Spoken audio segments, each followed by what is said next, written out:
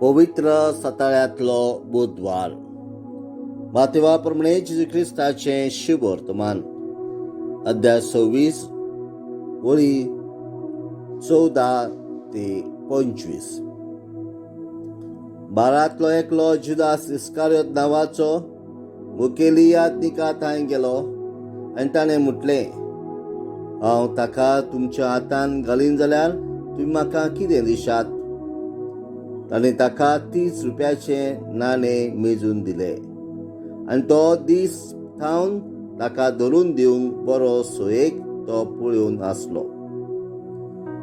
Fog नासलेल्या उंड्याच्या पयल्या दिसा शीस जेजू लागीं विचारूंक आयले, तुजें पास्काचें जेवण खंय तयार केल्लें तुका जाय?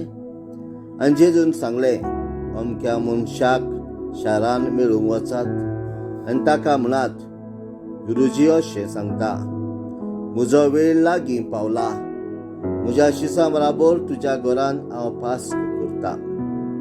जेजून तांकां हुकूम दिल्लो तो शिसांनी पाळ्ळो आनी पास्क तयार केलें. सांज जातूच आपल्या 12 शिसां संगाती तो जेवणाक बसलो आनी ते जेवता खातना ताणें म्हटलें, हांव तुमकां खरेंच सांगता, तुमचे भितरलो एकलो म्हजो घात घेवचो आसा.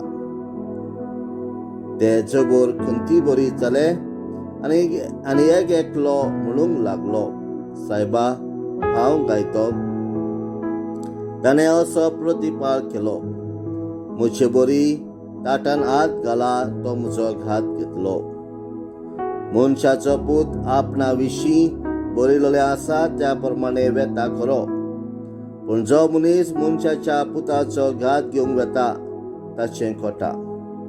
चलमुकूच नासलो जाल्यार त्या मनशाक अदीक बरें जातें. पूण ताचो घात घेतलेल्या जुदासान अशें म्हटलें, गुरुजी, हांव गायतो. जेजून ताका जाप दिली, तुवेंच सांगलें. जेजू ख्रिस्ताचें शुभ वर्तमान. वाखाणी तुका क्रिस्ता.